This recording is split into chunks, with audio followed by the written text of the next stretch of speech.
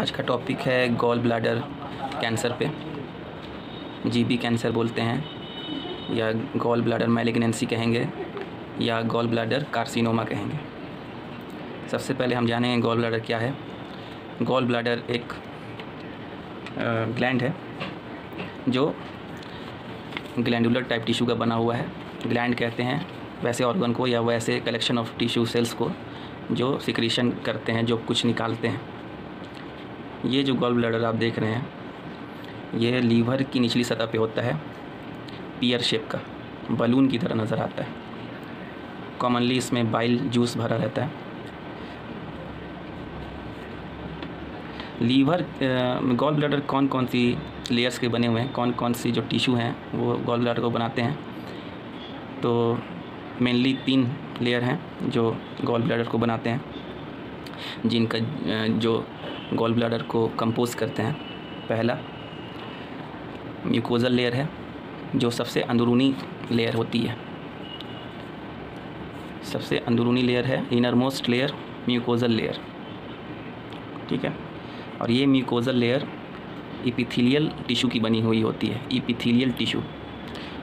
Inner layer के बाद middle layer आती है जिसको लैमिना प्रोप्रिया कहते हैं। ये lamina propria loose connective tissue है, ठीक है।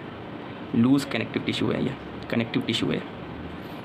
और जो सबसे बाहरी लेयर है, आउटर मोस्ट लेयर, तीसरी लेयर, वो है मस्कुलर लेयर जो स्मूथ मसल की बनी हुई होती है। तो ये जो गॉल ब्लैडर का जो कैंसर है, शुरू में ये इनर लेयर को अफेक्ट करता है, बाद में ये कैंसरस चेंजेस इनर लेयर से मिडिल लेयर और फिर आउटर मोस्ट 3rd लेयर तक पहुंच जाते हैं।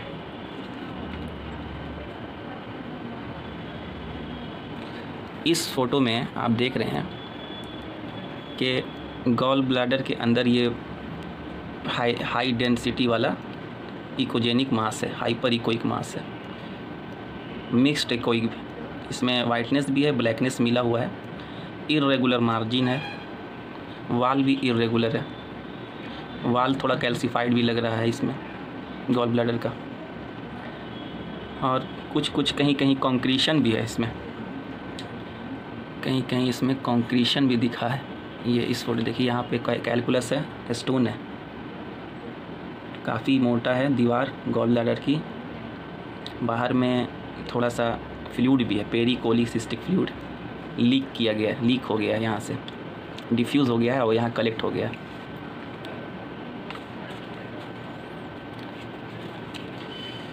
तो गॉल ब्लैडर जो ख़ास बात यह है कि गॉल ब्लैडर का कैंसर आसानी से पकड़ा नहीं जाता है। शुरुआती दौर में ये पकड़ा नहीं पाता है।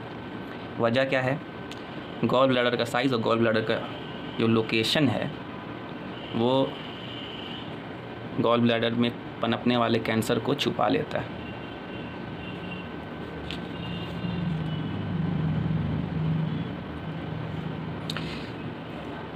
गॉल ब्लैडर के कैंसर को एडिनो कार्सिनोमा कहते हैं, क्योंकि एडिनो मीन्स होता है ग्लैंडुलर टाइप टिश्यू और कार्सिनोमा मतलब कैंसर। तो ग्लैंडुलर टिश्यू का कैंसर, तो एडिनो कार्सिनोमा कहेंगे। गॉल ब्लैडर के कैंसर को एडिनो कार्सिनोमा कहेंगे। किसी को कैंसर हुआ है तो साइन और सिम्टम्स क्या होंगे? कभी कभी तो एसिम्टोमेटिक रहता है, ठीक है ना, कोई सिम्टम नहीं रहता, पता भी नहीं रहता कि मेरे को कैंसर है। बाद में जब अल्ट्रासाउंड सीटी स्कैन होता है तो पता चलता है कि कैंसर हो गया। मरीज़ को खुद पता नहीं रहता कि कैंसर है, तो एसिम्टोमेटिक है, कोई लक्षण नहीं होता।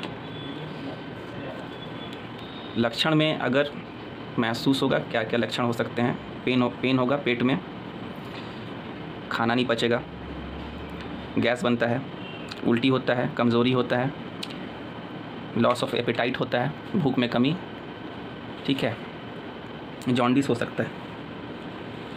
क्या क्या रिस्क हो सकता है कैंसर का? मैं सेक्स पे डिपेंड करता है। सेक्स पे मतलब लेडीज़ है या जेंट्स है, उस पर भी ज़्यादातर जो है ये लेडीज़ में होता है। जीबी कैंसर लेडीज़ में ज़्यादा होता है। मोटापा भी एक वजह है। पीठ की थैली में सूजन और पीठ की थैली में स्टोन भी वजह है। जो नसें हैं पतली पतली, जो गॉल ब्लैडर और लीवर को जोड़ती हैं आपस में, जिसको हम लोग बाइलरी ट्रैक कहेंगे या बाइलरी ट्रीज़ कहेंगे, उसमें सूजन हो जाना, कोलिंजाइटिस कहते हैं उसको। बहुत पुराना टाइफाइड फीवर है जो ठीक नहीं हो पा रहा है, उस केस में भी कैंसर बनता है। गॉल ब्लैडर के अंदर कोई तरह का मस्सा है, बाद में वो चेंज हो जाता है कैंसर में। अगर गॉल ब्लैडर की दीवार में कैल्सिफिकेशन है, कैल्सिफाइड गॉल ब्लैडर लेयर है, तो उस केस में भी कैंसर का चांस बनता है, वहाँ से कैंसर एराइज होने लगता है। अगर बाइल डक्ट में कोई पैदाइशी बीमारी है, कोई पैदाइशी डिफेक्ट है, तो कंजेनाइटल डिफेक्ट, तो उस केस में भी गॉल ब्लैडर में कैंसर बन सकते हैं।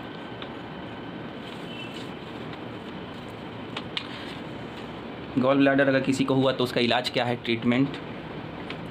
तो अगर स्टेज 1 में, शुरुआती दौर में अगर गॉल ब्लैडर के बारे में कैंसर पता चल जाता है तो उसका इलाज पॉसिबल है, ठीक है, सर्जरी और कीमोथेरेपी और रेडिएशन से ना। कीमोथेरेपी एंड रेडिएशन में also be used with surgery.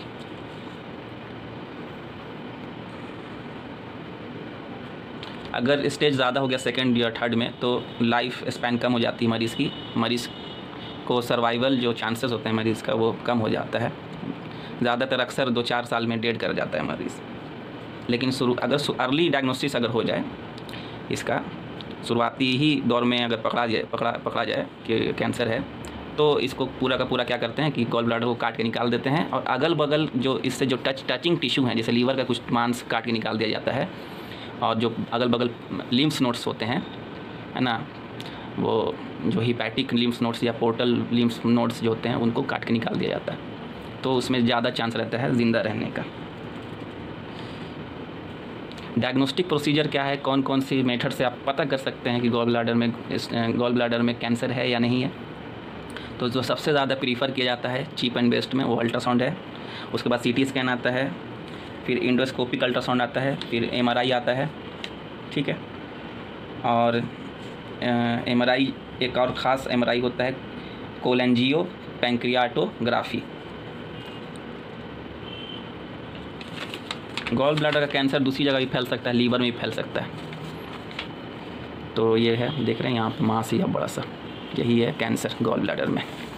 Ultrasound से इसकी रिपोर्ट की गई थी, गॉल ब्लैडर में कैंसर बताया गया था। CT स्कैन में कंफर्म हो गया है गॉल ब्लैडर में कैंसर ही था, निकला है CT स्कैन में। Thank you.